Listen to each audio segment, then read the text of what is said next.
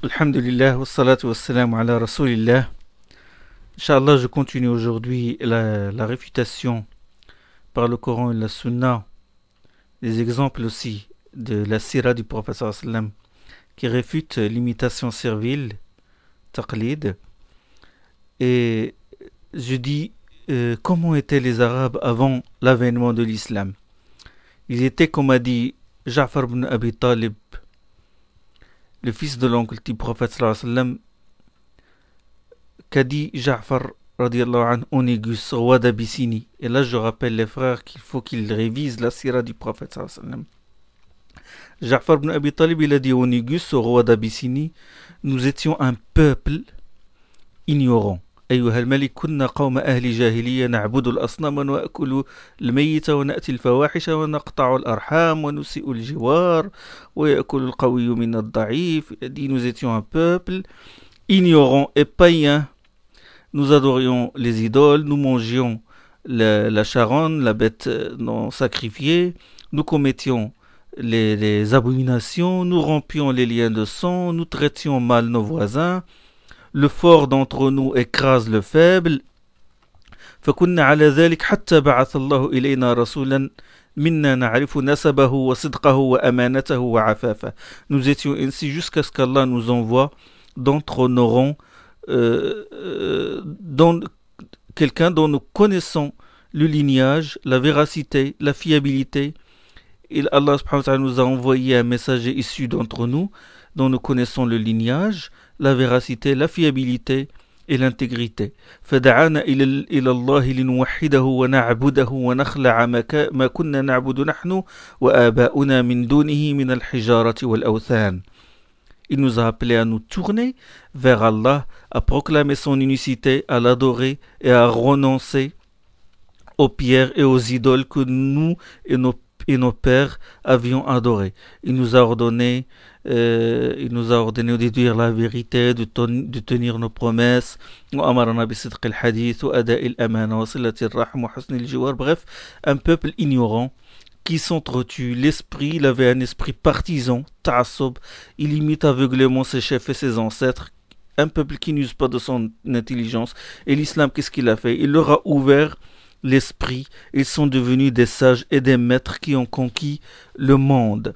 Comment le prophète sallam il a fait pour mener les Arabes, les hommes en général, à embrasser l'islam et adhérer à la religion d'Allah? Comment il s'y est pris? Vous savez que le prophète sallam s'est chargé de sa mission prophétique qui a reçu la révélation durant 23 années, n'est-ce pas? 13 années à la Mecque, puis il a émigré vers Médine où il a passé 10 années. Il y a des sourates et des versets qui lui ont été révélés à la Mecque. C'est ce qu'on appelle le Coran pré-hégirien. Et des sourates, des versets descendus à Médine, c'est ce qu'on appelle le Coran post-hégirien. Qu'est-ce qui caractérise le Coran pré-hégirien? Cette période était fondamentale. Elle était très importante, la période pré-hégirienne, avant l'hégire. La période où le prophète sallam a passé à la Mecque. C'était une période préparatoire et éducative. C'est une période d'initiation, période de formation de la personnalité du musulman. Ce qui caractérise le Coran révélé à la Mecque, c'est surtout le tawhid, la croyance en Allah au jour dernier, la aqida, le dogme. Et ce qui caractérise le Coran médinois, ce sont surtout les lois, la prescription de la salat. Enfin, la salat, déjà, elle a été prescrite à la Mecque. La prescription de la zakat, du jeûne, du jihad, les rites du pèlerinage, l'institution du hijab, les règles du mariage, du divorce, les peines légales, le licite, l'illicite. Cela ne veut pas dire que dans les sourates mécoises, il n'y a pas de loi. Il y a des lois. Il y a l'ordre de prier, il y a l'ordre de faire la zakat de manière générale, comme dans Surat Al-An'am, Kulu min thamarihi idha athmara wa atu haqqahu yawma hasadihi wa la tusrifu. Des arbres fruitiers, mangez de leur production quand ils sont mûrs, et de tous ces produits, acquittez-en ce que de droit le jour de leur récolte et n'outrepassez pas, c'est-à-dire ne dépassez pas limite. C'est-à-dire acquittez-vous de la zakat de donner une part de ces récoltes-là. Donc il y avait la prescription de la zakat à la Mecque. Mais le minimum imposable, le nisab, les biens imposables, les bénéficiaires, ça a été institué plus tard, c'est-à-dire à Médine. Comment s'est fait cette da'wa du prophète sallam, cette da'wa au tawhid et à la aqidah? Comment le Coran s'est adressé à l'homme? Comment il s'est adressé? Faut lire le Coran, faut lire les versets, les sourates mécoises pour déduire cela. Qu'est-ce qu'il dit le Coran? Il parlait au début de la nature de l'homme, n'est-ce pas? De son origine. Il lui a dit, tu es un être humain, tu es le fils d'Adam, alayhi salam. Allah s'est adressé à l'homme, il dit, j'ai honoré ton père en insufflant en lui de mon âme, en lui enseignant les noms de toutes choses, en ordonnant aux anges de se prosterner devant lui, n'est-ce pas? وإذ قال ربك للملائكة إني خالق بشرا من صلصال من حماء مسنون فإذا سويته ونفخت فيه من روحي فقعوا له ساجدين فسجد الملائكة كلهم أجمعون. En sourate Al-Hijr, qui est une sourate mécoise, et ton Seigneur dit aux anges, je vais créer un être humain avec de l'argile extraite d'un limon fétide. Lorsque je lui aurai donné sa forme et insufflé en lui de mon esprit, tombé devant lui, prosterné. Tous les anges se prosternèrent. Il a dit, subhanahu wa ta'ala aussi, Allah s'est adressé à l'homme, lui a dit, tu es un être honoré, privilégié. Il a dit, وَلَقَدْ كَرَّمْنَا بَنِي آدَمَ وَحَمَلْنَاهُمْ فِي الْبَرِّ وَالْبَحْرِ وَرَزَقْنَاهُمْ مِنَ الطَّيِّبَاتِ وَفَضَّلْنَاهُمْ عَلَى كَثِيرٍ مِّمَّنْ خَلَقْنَا تَفْضِيلًا. Dans Sourate Al-Isra, qui a été révélé aussi à la Mecque, il a dit, certes, nous avons honoré les fils d'Adam, nous les avons portés sur terre et sur mer, nous leur avons procuré une bonne nourriture et nous les avons privilégiés sur beaucoup d'autres de nos créatures. Tu es un être humain, Allah lui dit, tu n'es pas une bête qui se laisse guider par n'importe qui. Tu n'as pas été créé pour le taqlid. Allah t'a donné la vue pour regarder ses signes, l'ouïe pour écouter sa parole, et un cœur pour méditer et la vérité réfléchir. Allah subhanahu wa ta'ala dit Wallahu akhrajakum min butuni ummahatikum la ta'lamuna shay'a wa ja'ala lakum as-sam'a wal absara wal af'ida. Allah vous a fait naître du ventre de vos mères, dénué de tout savoir, et vous a donné l'ouïe, la vue et le cœur. C'est bon? L'ouïe, la vue, c'est-à-dire les éléments, les appareils pour acquérir la science et apprendre et méditer. Le cheikh Ibn Nasr Sa'di a dit dans son tafsir, Allah citait particulièrement ces sens en raison de leur noblesse et leur mérite parce qu'ils constituent la clé de toute science. Il dit, Allah subhanahu wa ta'ala termine ce verset en disant لَعَلَّكُمْ تَشْكُرُونَ وَاللَّهُ أَخْرَجَكُمْ مِنْ بُطُونِ أُمَّهَاتِكُمْ لَا تَعْلَمُونَ شَيْئًا وَجَعَلَ لَكُمُ السَّمْعَ وَالْأَبْصَارَ وَالْأَفْئِدَةَ لَعَلَّكُمْ تَشْكُرُونَ. Peut-être seriez-vous reconnaissant. La reconnaissance à user consiste à quoi la reconnaissance? C'est à user de ses sens et à ne pas les retarder, à ne pas les mettre en panne, et à ne pas remettre ces sens-là à un cheikh ou un imam ou un faqih. Et il dit subhanahu wa ta'ala أَفَلَمْ يَسِيرُوا فِي الْأَرْضِ فَتَكُونَ لَهُمْ قُلُوبٌ يَعْقِلُونَ بِهَا. Il a dit que ne parcourt-il la terre pour acquérir des cœurs aptes à comprendre.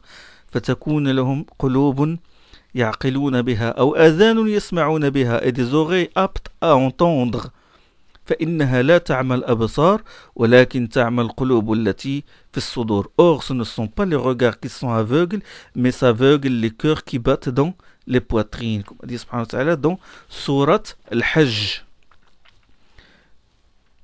Il y a une parole qui me plaît, sincèrement, une parole d'Ibn al-Jawzi, de Hafid Ibn al-Jawzi, dans son fameux livre Talbis Iblis. Écoutez bien ce qu'il a dit. Il a dit اعلم أن المقلد على غير ثقة. Il dit sache que l'imitateur servile n'est pas sûr du bien fondé des choses dans lesquelles il imite autrui. اعلم أن المقلد على غير ثقة من فيما قلد على غير ثقة فيما قلد. Sache que l'imitateur servile n'est pas sûr du bien fondé des choses dans lesquelles il imite autrui.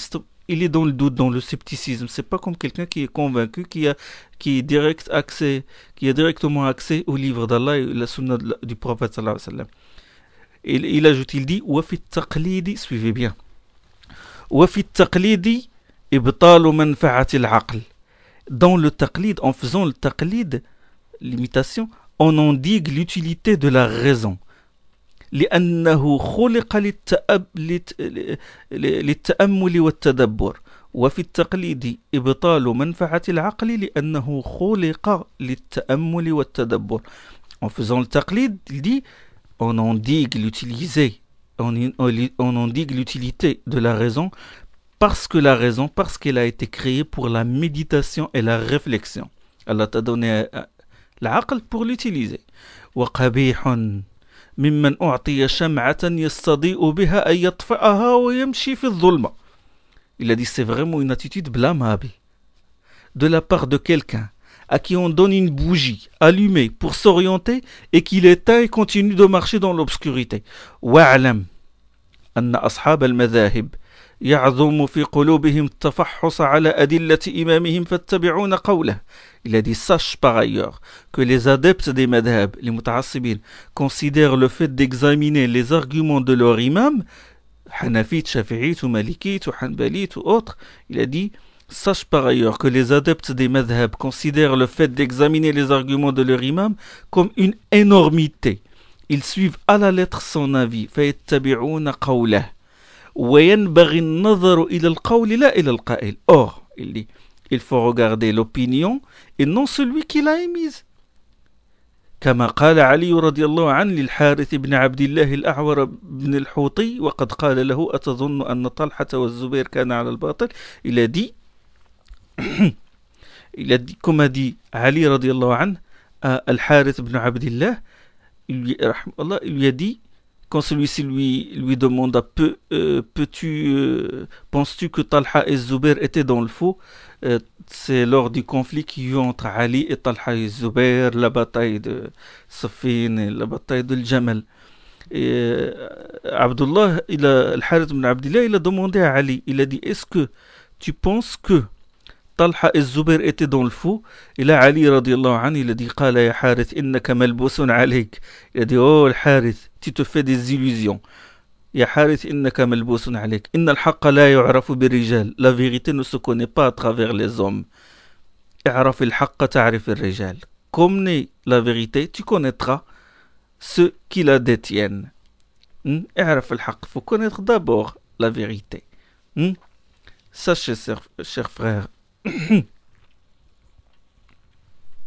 si Allah t'a procuré tous ces sens, l'ouïe, la vue, le cœur, l'intelligence, alors ne les mets pas en panne et ne laisse personne penser à ta place, qu'il soit un cheikh ou un maître spirituel ou n'importe qui.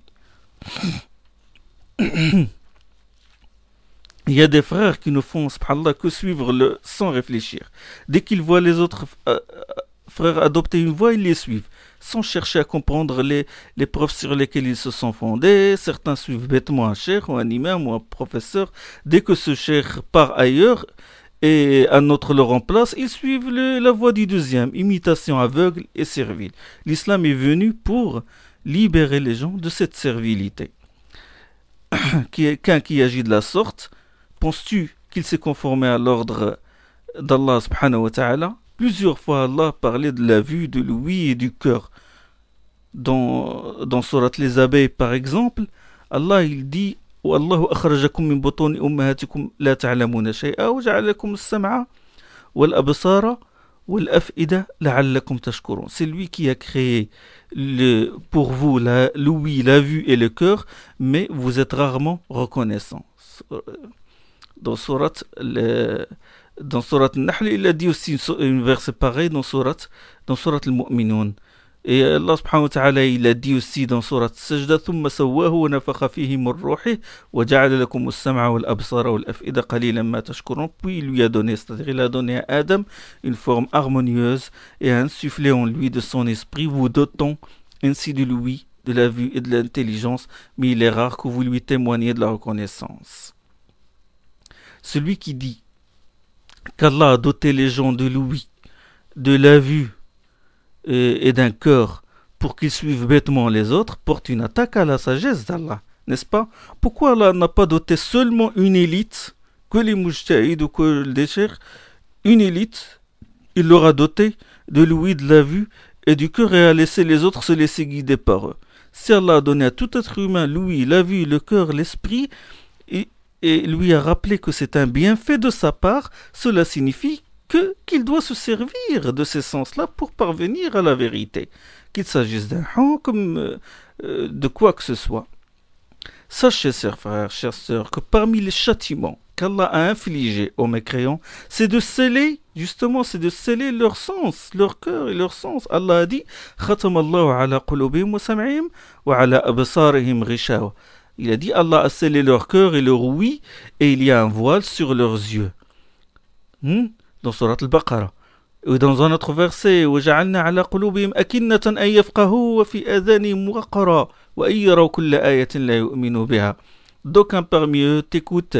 Or nous avons mis des enveloppes sur leur cœur en sorte qu'ils ne comprennent pas, une dureté dans leurs oreilles, quelques signes qu'ils voient, ils n'y croient pas. Mati subhanahu wa ta'ala dans Surat Al-An'am. Ils écoutent le Coran du prophète sallallahu alayhi wa sallam. Ils écoutent les appeler à reconnaître l'unicité d'Allah et respecter ses ordres et ses interdits, mais ils ne comprennent pas ce qu'il dit. Leur cœur ne retient rien. Ils n'écoutent pas véritablement. Et Allah, dans une autre sourate, dans la sourate Muhammad, où Allah dit أولئك الذين لعنهم الله فأصمهم وأعمى أبصارهم أفلا يتدبرون القرآن أم على قلوب أقفالها. Ce sont ceux-là qu'Allah a maudit en les frappant de surdité et de cécité. Que ne médite-t-il le Coran, ou plutôt les cœurs sont complètement verrouillés. Surat Muhammad. La surdité et la cécité, c'est par rapport à la vérité ici. Pas là, c'est parce que sinon ils ne sont pas aveugles, ils ne sont pas sourds, mais ils sont sourds et aveugles par rapport à la vérité.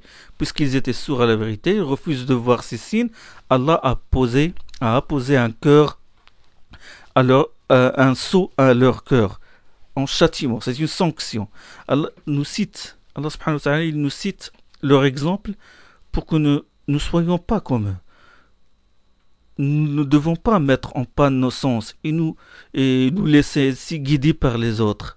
Il ne faut pas être imma'a, comme disent les salafs, les pieux prédécesseurs. Vous savez ce que ça veut dire imma'a?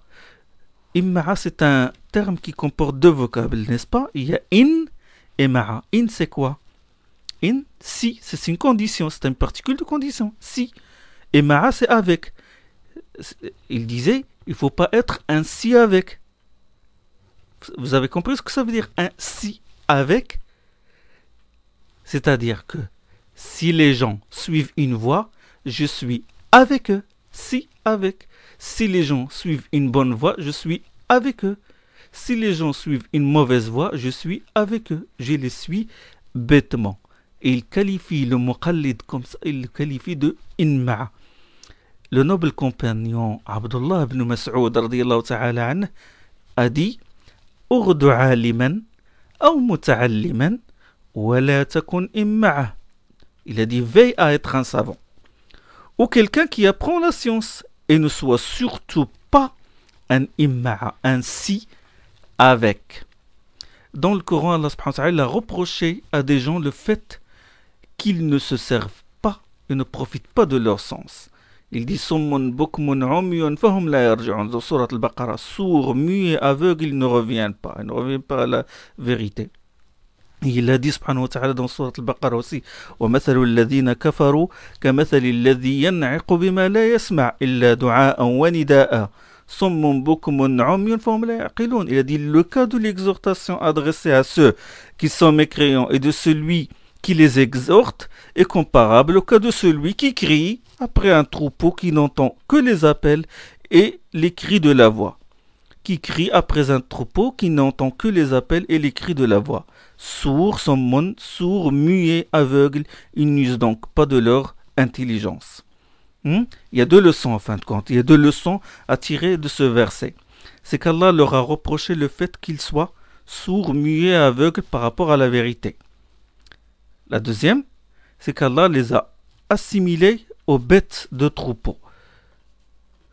Quand le berger, quand les bêtes du troupeau, quand leur berger les appelle, Qu'est-ce qu'ils comprennent? Ils ne comprennent pas le sens de ce qu'il dit. Ils savent seulement que tel cri signifie qu'ils doivent quitter un endroit, tel cri signifie qu'ils doivent manger, etc. Et juste avant ce verset, Allah a dit وَإِذَا قِيلَ لَهُمْ اتَّبِعُوا مَا أَنزَلَ اللَّهُ قَالُوا بَلْ نَتَّبِعُ مَا أَلْفَيْنَا عَلَيْهِ آبَاءَنَا. Hein? Et quand on leur demande de suivre ce qu'Allah fait descendre, ils répondent nous suivons ce que la voie de nos ancêtres. Allah nous a informé qu'il va demander des comptes à nos sens.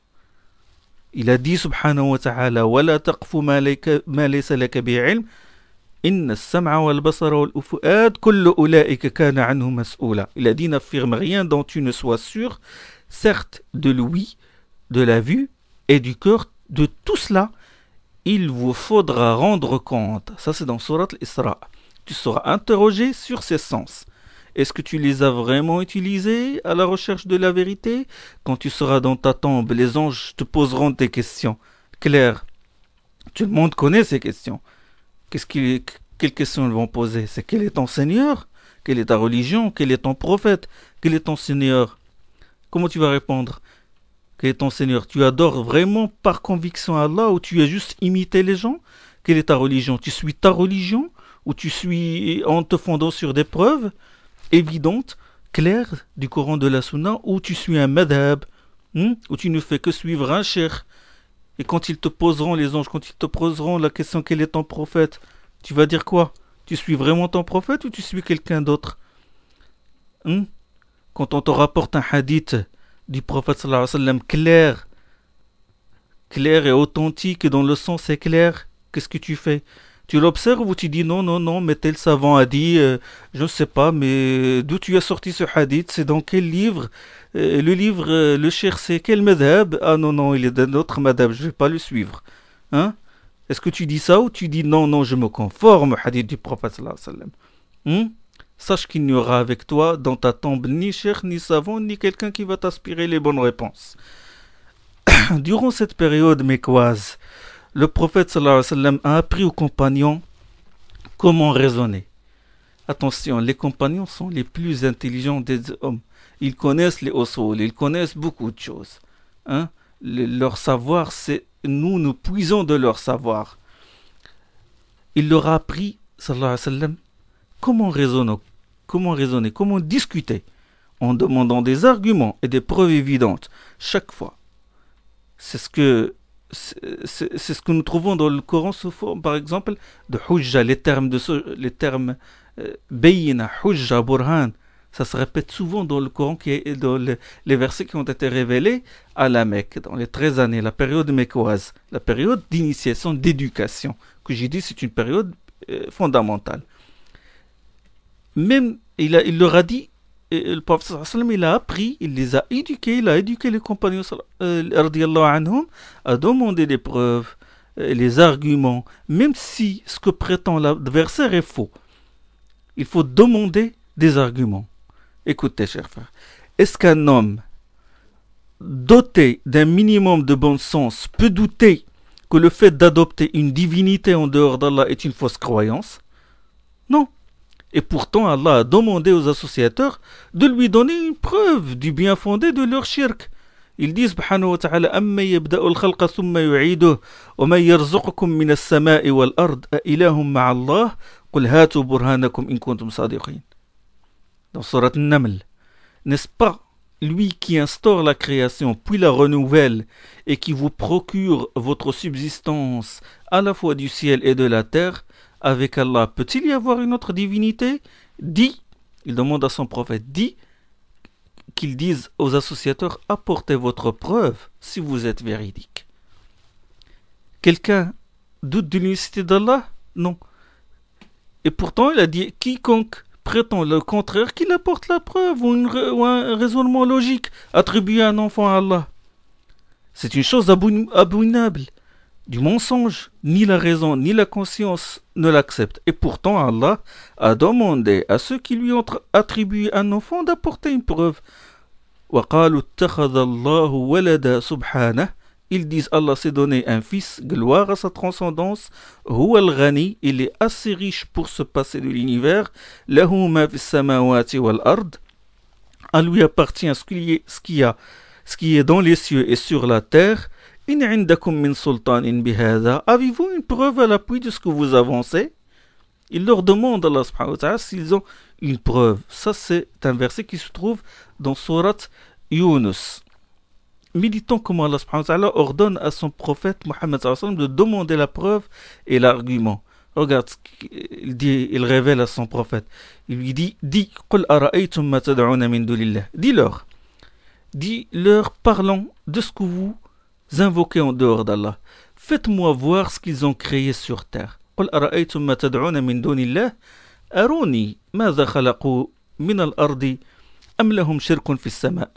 Faites-moi voir ce qu'ils ont créé sur terre. Indiquez-moi la contribution qu'ils auraient apportée dans la création des cieux.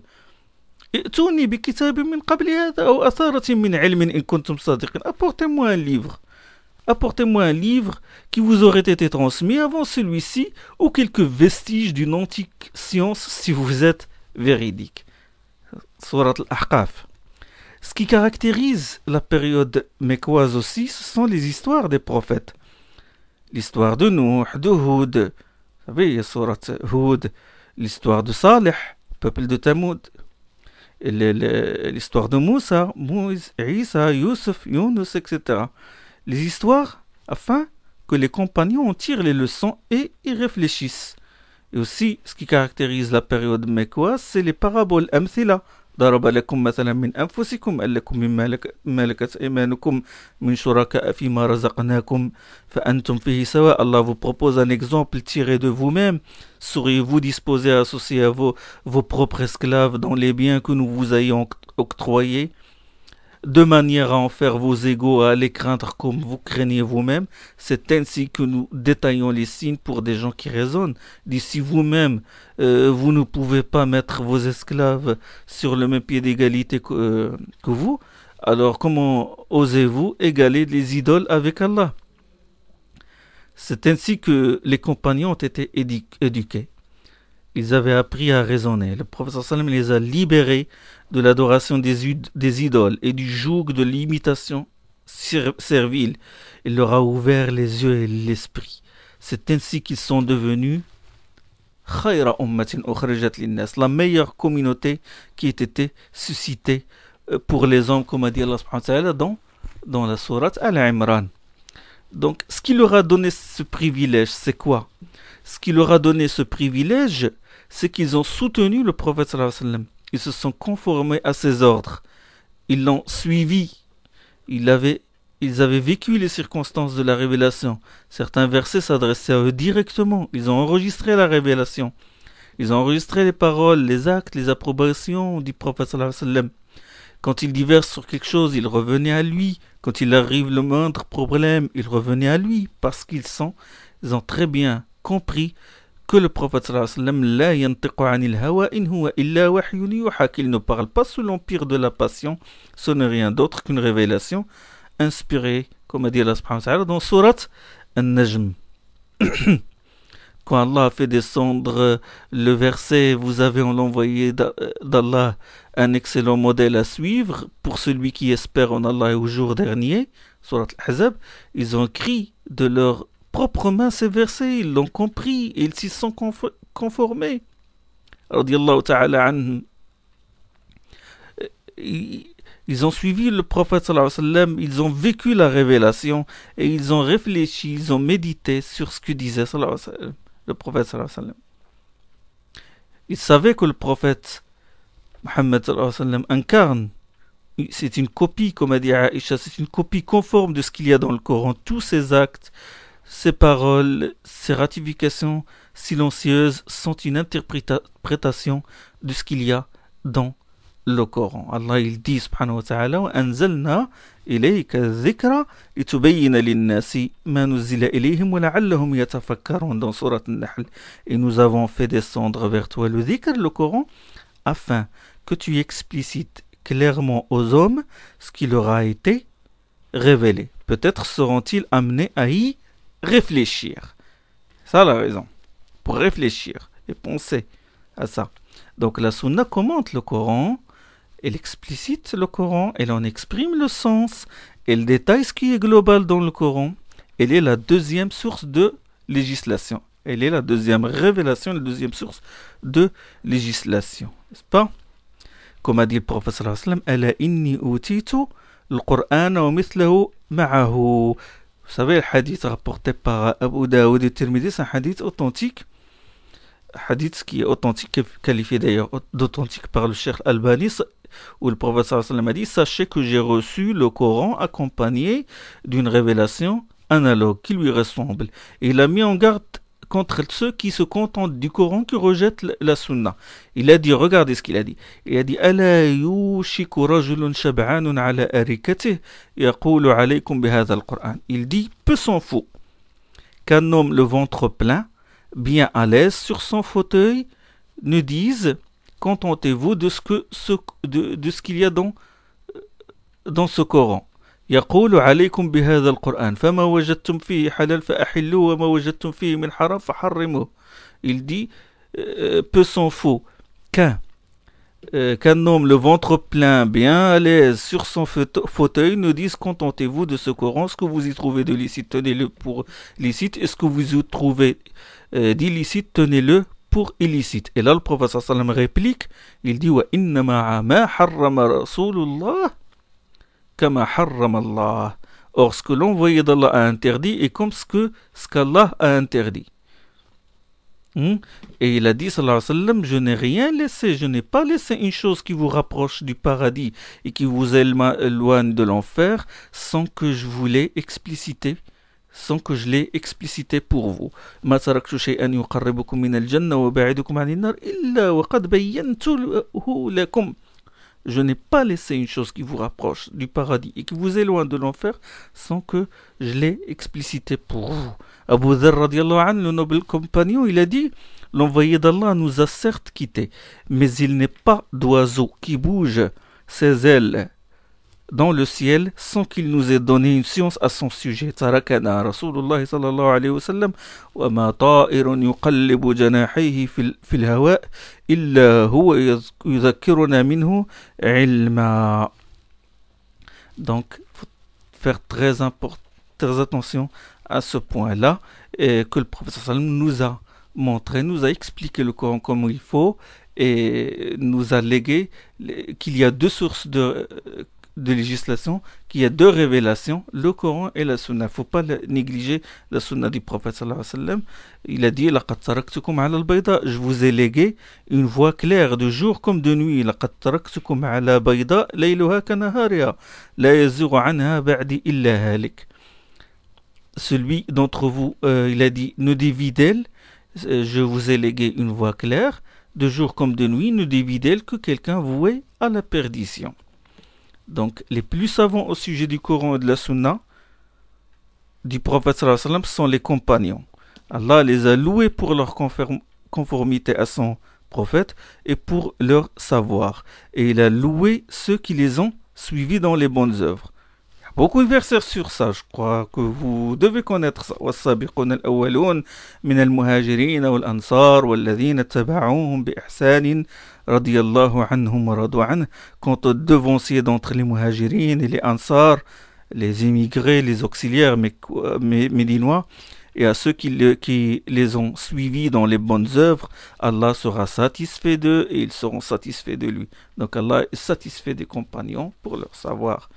Le prophète sallallahu alayhi wa sallam, il a dit, n'insultez pas mes compagnons, par celui qui détient mon âme en sa main, combien même l'un de vous dépenserait-il pour Allah l'équivalent en or du mont Uhud, il n'atteindrait pas en mérite une poignée de nourriture ou même la moitié d'une poignée dépensée par un de mes compagnons. Hadith rapporté par le Bukhari. Donc les compagnons sont les meilleurs hommes de la communauté. La voie d'Allah, c'est la voie du salut, c'est le chemin de la rectitude, consiste à suivre le Coran, la Sunna et les comprendre comme les compagnons les avaient compris. Viennent ensuite les tabi'in et les successeurs du tabi'in, bref, les savants des 3 premiers siècles. Pourquoi? Parce que le prophète sallallahu alayhi wa sallam a qualifié ces 3 siècles de meilleurs. Il a dit, comme le rapporte Imam al-Bukhari dans son Sahih, les meilleurs hommes sont ceux de mon siècle, puis ceux du siècle suivant, puis ceux du siècle suivant. Il y a beaucoup de choses à dire sur la sunna du prophète sallallahu alayhi wa sallam. Il y a beaucoup de choses. Mais marquons 2 points d'arrêt dans la sira, surtout, en ce qui concerne notre sujet, à savoir l'imitation servile.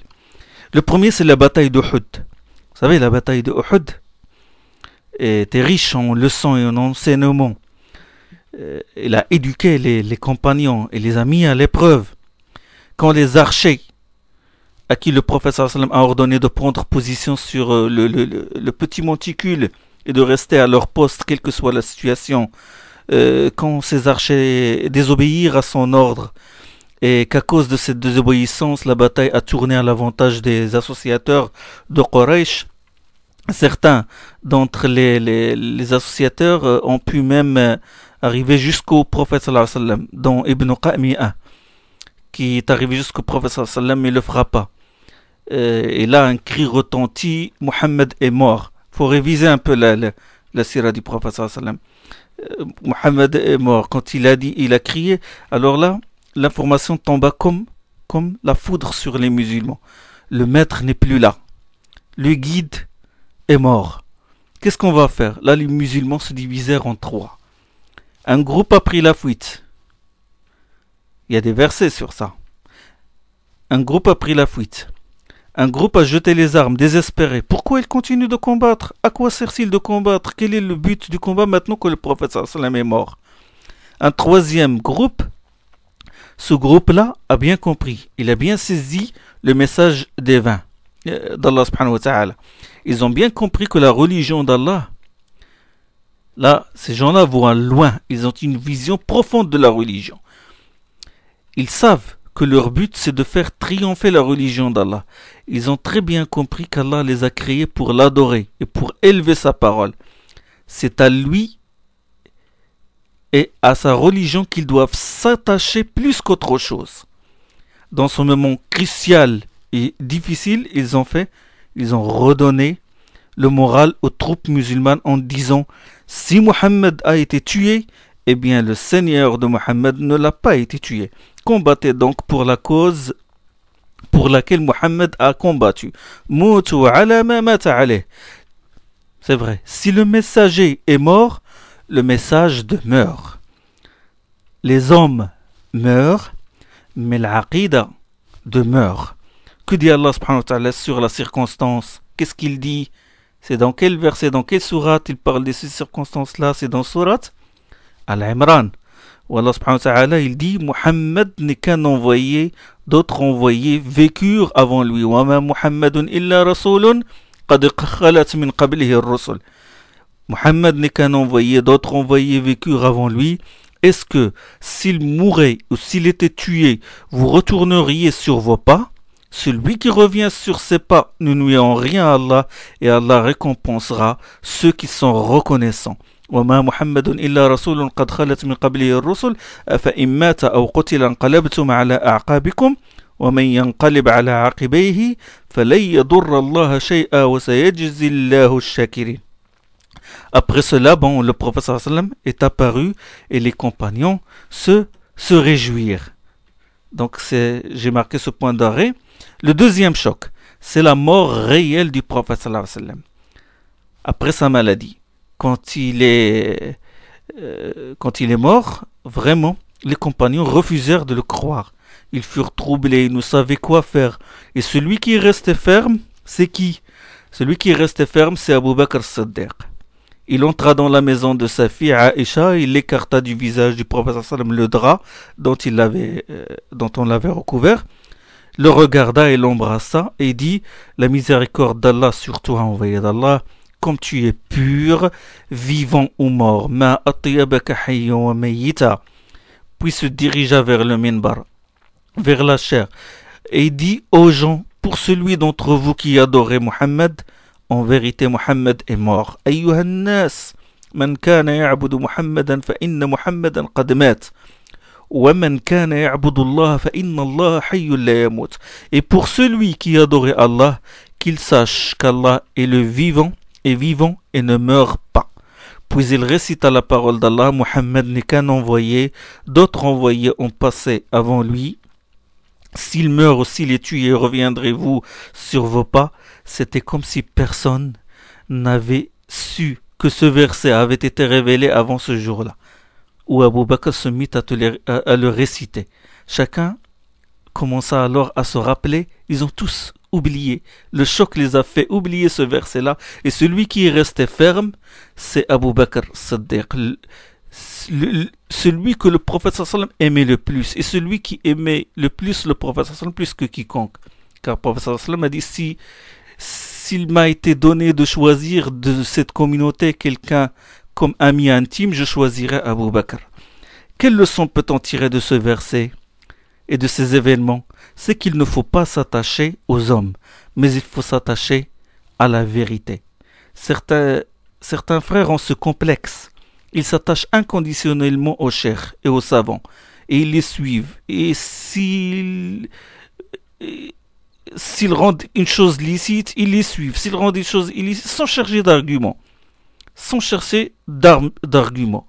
Et l'imitation, donc ce verset et ces événements condamnent l'imitation servile et l'attachement inconditionnel aux hommes. Dès qu'ils entendent que d'autres grands savants ont dit quelque chose ou sur le cheikh qu'ils suivent, là ils sont troublés, ils se sont perdus.